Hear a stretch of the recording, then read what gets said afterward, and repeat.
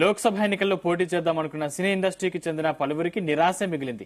రాష్ట్రంలోని ప్రధానంగా 3 పార్టీల నుంచి టికెట్ ఆశించిన పలువురు ఇండస్ట్రీ పెద్దలను ఏ పార్టీ దగ్గరకు తీయలేదు. అసెంబ్లీ ఎన్నికల్లో అవకాశం దొరకకపోవడంతో కనీసం లోక్సభ ఎన్నికల్లోనైనా పోటీ చేద్దామనుకున్న వారికి ఈసారి కూడా నిరాశ మిగిలింది. మల్కాజ్గిరి నుంచి విజయశాంతి, బండ్ల గణేష్ టికెట్ ఆశించారు, కానీ వీరిద్దరికి టికెట్ దక్కలేదు. అలాగే నిజామాబాద్ నుంచి బడా ప్రొడ్యూసర్ దిల్ రాజు, అలాగే అల్లు అర్జున్ మామ వెంకట్రామరెడ్డి కూడా టికెట్ కోసం చాలా ప్రయత్నాలు చేశారు, కానీ వీరికి టికెట్ దక్కలేదు. అలాగే నిజామాబాద్ నుంచి బీజేపీ తరపున హీరో నితిన్, గోషమహల్ నుంచి రాహుల్ సిప్లిగంజ్ పేర్లు వినిపించాయి. అలాగే సినీ నటి జీవిత, మాజీ ఎమ్మెల్యే జయసుధ కూడా టికెట్ దక్కలేదు.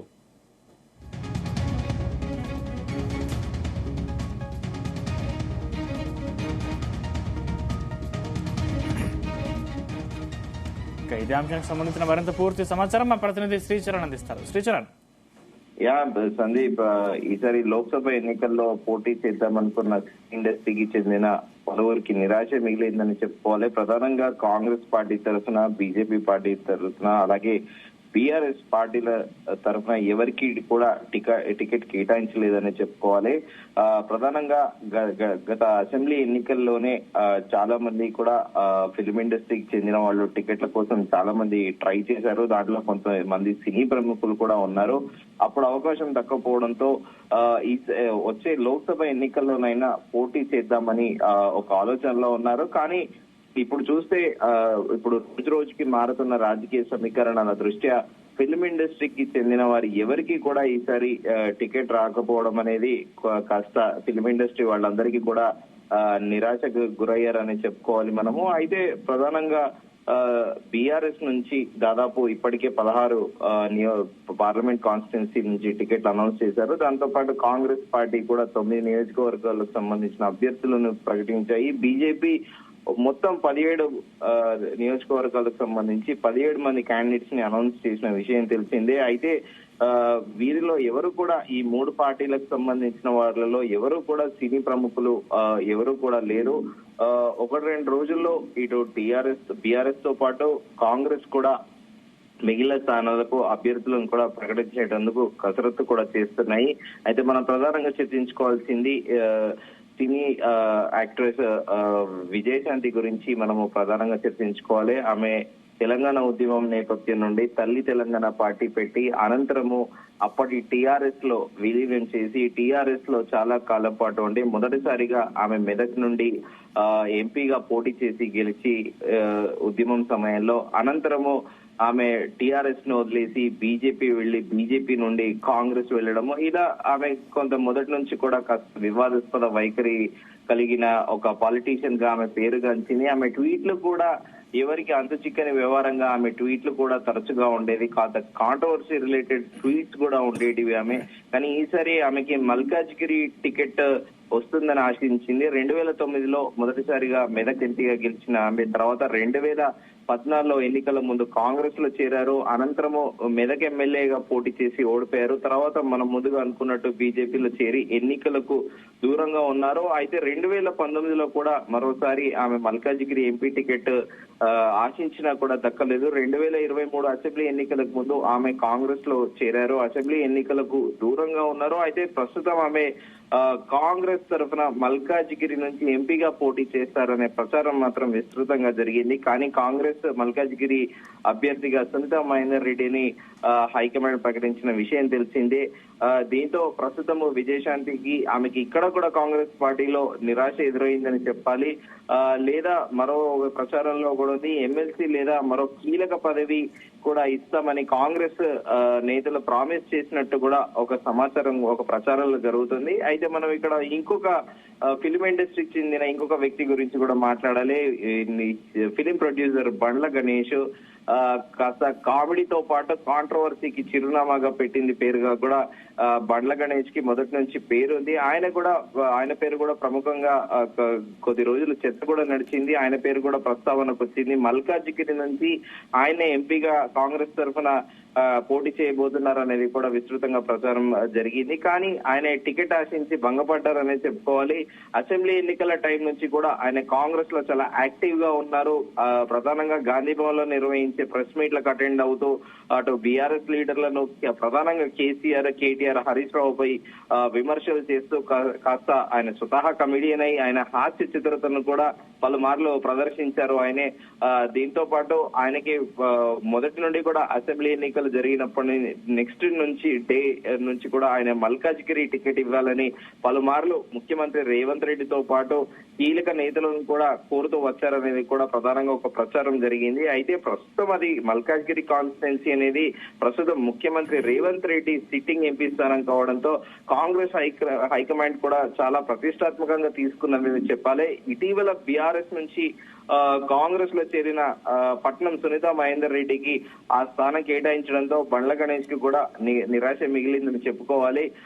అయితే మరోసారి కూడా ఒక ప్రస్తుతానికి అయితే ఇంకో ప్రచారం కూడా కొనసాగుతుంది. ఎమ్మెల్సీ ఇస్తామని కాంగ్రెస్ నేతలు కూడా ఆయన బుజ్జగించినట్టు కూడా ప్రధానంగా ఒక చర్చ నడుస్తోంది. దీంతో పాటు నిజామాబాద్ ఎంపీ సీటు కోసం కూడా కాంగ్రెస్ లో విపరీతమైన పోటీ నెలకొందని చెప్పుకోవాలి. అయితే ఇక్కడ నుంచి ప్రధానంగా తెలంగాణ నైజాం ఏరియాలో కూడా చాలా ఫెమిలియర్ గా, అలాగే దానితో పాటు ఫిలిం ఇండస్ట్రీలో కూడా తెలంగాణ నుంచి ఒక పేరుగాంచిన ప్రొడ్యూసర్ గా దిల్ రాజు పేరొందారు. ఆయన పేరు వెంకట్రామ్ రెడ్డి పూర్తి పేరు. 2014 అసెంబ్లీ ఎన్నికల లోక్సభల నుండి కూడా అప్పుడు జరిగిన 2014 అసెంబ్లీ ఎన్నికలతో పాటు లోక్సభ ఎన్నికల నుండి ఆయన పేరు ప్రధానంగా ప్రస్తావనకు వస్తుంది. ఇటు బీఆర్ఎస్ తో పాటు బీజేపీ నుండి కూడా పోటీ చేస్తారని కూడా ప్రచారం జరిగింది.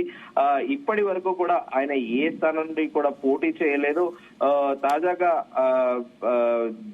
జైరాబాద్ నుంచి ఎంపీ టికెట్ కానీ దిల్ రాజుకి, లేదా చేవెళ్ల నుంచి కానీ మల్కాజ్గిరి టికెట్ నుంచి కానీ ఇలా ఆశించారనేది కూడా ప్రధానంగా ఒక ప్రచారం అయితే జరిగింది. అయితే దీంతో పాటు కాంగ్రెస్ లో చేరిన ప్రధానంగా అల్లు అర్జున్ ఫిలిం స్టార్, టాలీవుడ్ లో one of the super star గా చెప్పుకునే స్టైలిష్ స్టార్ అల్లు అర్జున్ మామకు కూడా నిరాశ మిగిలిందని చెప్పుకోవాలి. ఆయన కూడా మల్కాజ్గిరి టికెట్ నుండి టికెట్ ఆశించారు. ఆయనే టికెట్ ఆశించి ఆయనకు కూడా నిరాశ మిగిలిందని చెప్పుకోవాలి. ఆయన 2014లో టీఆర్ఎస్ తరఫున ఇబ్రహీంపట్నం నుంచి ఎమ్మెల్యేగా పోటీ చేసి కూడా ఓడిపోయారు. అయితే అప్పటి నుంచి అదే పార్టీలో ఉన్న అసెంబ్లీకి మాత్రం ఆయనకి టికెట్లు ఇప్పటి వరకు దక్కలేదని చెప్పుకోవాలి. 2023 అసెంబ్లీ ఎన్నికల్లో కూడా నాగార్జున సాగర్ టికెట్ ఇవ్వాలని కేసీఆర్ ని కోరినా ఆయన పట్టించుకోలేదు. దీంతో చివరికి ఆయన బీఆర్ఎస్ వీడి కాంగ్రెస్ లో చేరారు. చేవెళ్ల నుంచి BRS sitting MP Ranjith Reddy Congress లో చేరడంతో ఆయనకి హైకమాండ్ సీట్ కేటాయించింది. ఇలా మల్కాజ్గిరి నుండి మనం ముందుగా చర్చించుకున్నట్టు సునీత మహేందర్ రెడ్డికి టికెట్ ఫైనల్ కావడంతో మళ్ళీ చంద్రశేఖర్ రెడ్డికి నిరాశ ఎదురైందని కూడా మనము ప్రధానంగా చెప్పుకోవాలి. అయితే ఆయనకి బీజేపీ కూడా ఆఫర్ చేసినట్టు తెలిసింది.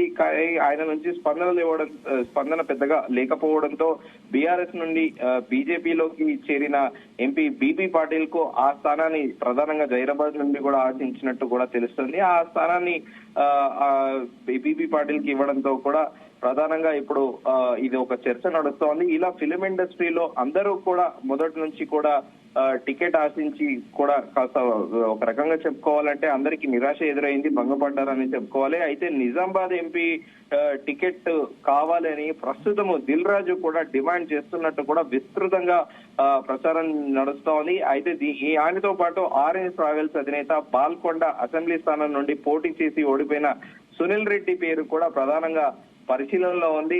అయితే ఇప్పుడు మరో ప్రముఖ హీరో బీజేపీ నుంచి కూడా హీరో నితిన్, తెలంగాణలో వన్ ఆఫ్ ద హీరోగా పేరుగాంచిన నితిన్ కూడా టికెట్ ఆశించి బీజేపీ నుండి భంగపడ్డారని కూడా ప్రధానంగా ఒక చర్చ నడుస్తోంది. అయితే మొదటి నుంచి కూడా హీరో నితిన్ కుటుంబ నేపథ్యము, వాళ్ళ ఫాదర్ సుధాకర్ రెడ్డి డిస్ట్రిబ్యూటర్ గా ఉన్నాడు ఫిలిం ఇండస్ట్రీలో మొదటి నుండి కూడా. ఇటు దిల్ రాజుతో పార్ట్నర్షిప్ లో నైజాం కి సంబంధించిన ఫిలిం డిస్ట్రిబ్యూషన్లు అన్ని కూడా గడిచిన ఒక 20-25 ఏళ్లుగా ఇటు దిల్ రాజుతోని బిజినెస్ పార్ట్నర్ గా ఉన్నాడు. కానీ ఈసారి ఆయనకు కూడా టికెట్ వస్తుందని నితిన్ ఆశించి భంగపడ్డాడనేది కూడా విస్తృతంగా ప్రచారం నడుస్తోంది. ఆయనకి గడిచిన అసెంబ్లీ ఎన్నికల్లో కూడా బీజేపీ నుండి టికెట్ ఆశించినట్టు కూడా సమాచారము. అయితే ప్రత్యేకంగా జేపీ నడ్డాతో, బీజేపీ జాతీయ పార్టీ అధ్యక్షుడు జేపీ నడ్డాతో సైతం హీరో నితిన్ పలుమార్లు భేటీ అయ్యారు. అయితే చివరకు ఆయన టికెట్ ఆశించినప్పటికీ ఆయనకు కూడా టికెట్ దక్కలేదు. అలాగే దీంతో పాటు బిగ్ బాస్ ఫేమస్ గా కంటెస్టెంట్ గా ఒక లోకల్ ఫోక్ సింగర్ గా కూడా పేరుగాంచిన రాహుల్ సిప్లిగంజ్ పేరు కూడా గోషా మహల్ నుండి ప్రధానంగా వినిపించింది. కానీ లాస్ట్ మినిట్ లో రాహుల్ సిప్లిగంజ్ కూడా టికెట్ దొరకపోవడం కూడా ప్రధానంగా ఒక చర్చనీయాంశంగా మారింది. అయితే టికెట్ ఇచ్చేటందుకు కూడా ప్రధానంగా రాహుల్ సిప్లిగంజ్ కి అనుచరులు ఎవరైతే ఉన్నారో ఆయనకి ఇర్రెస్పెక్టివ్ ఏజ్ ఫ్యాక్టర్ గా ఫ్రెండ్షిప్ చాలా మంది ఉన్నారో వాళ్ళందరూ కూడా గాంధీ భవన్ వెళ్లి ప్రధానంగా రాహుల్ సిప్లిగంజ్ తరఫున లాబింగ్ కూడా చేసినట్లు కూడా అప్పట్లో విస్తృతంగా కూడా ప్రచారం జరిగింది. అయితే ఇంకా ప్రధానంగా మనం చెప్పుకోవాల్సింది సికింద్రాబాద్ పార్లమెంట్ కాన్స్టిట్యున్సీ నుండి జయసుధకు కూడా ఆల్మోస్ట్ టికెట్ కన్ఫర్మ్. ఆమె కూడా బీజేపీలో జాయిన్ అవుతున్నారని కూడా ప్రధానంగా ఒక చర్చ నడిచింది. అయితే స్వతహా ఆమె క్రిస్టియానిటీలోకి మారిన ఆమె, క్రిస్టియానిటీలోకి కన్వర్ట్ అయిన ఆమె బీజేపీ నుండి టికెట్ ఎలా ఇస్తారో అని కూడా సర్వత్రా చర్చ నడిచింది. కాకపోతే ఆమె వైఎస్ రాజశేఖర రెడ్డి హయాంలో సికింద్రాబాద్ నుండి ఎమ్మెల్యే గెలవడంతో కాస్త స్థానికంగా ఒక చరిష్మాటిక్, ఒక ఫిల్మ్ ఇండస్ట్రీ రిలేటెడ్ నేతను ఈసారి బరిలో దింపాలని బీజేపీ మొదలో భావించినట్టు కూడా విస్తృతంగా ప్రచారం జరిగింది. కాకపోతే at the same time assembly ఎన్నికల్లో కూడా జయసుధ టికెట్ ఆశించి ఆమె నిరాశ చెందారనే చెప్పుకోవాలి. ప్రస్తుతానికి ఇటు కాంగ్రెస్ పార్టీ కూడా ఆమెకి మరోసారి ఎమ్మెల్సీ నుంచి ఎమ్మెల్సీ టికెట్ ఇస్తారనేది కూడా, ఎమ్మెల్సీగా ప్రమోట్ చేస్తారనేది కూడా విస్తృతంగా ప్రచారం జరుగుతున్నప్పటికీ దానికైతే అథెంటిసిటీ లేదని చెప్పుకోవాలి. ఎందుకంటే ఇప్పుడు కాంగ్రెస్ పార్టీలోనే ఆశావహులు, ఆస్పిరెంట్స్ చాలా మంది ఉన్నారు. వివిధ కార్పొరేషన్ పదవులతో పాటు నామినేటెడ్ పోస్టులోకి. ఈ రకంగా చూసుకోవాలంటే ఇప్పుడు చెప్పాలంటే జయసుధ ఫిల్మ్ యాక్ట్రెస్ జయసుధకి కాంగ్రెస్ పార్టీ తరఫున ఎలాంటి అస్యూరెన్స్ ఉండదు అని మాత్రమైతే మనం ప్రధానంగా చెప్పుకోవచ్చు Sandeep. Right, thank you Sricharan.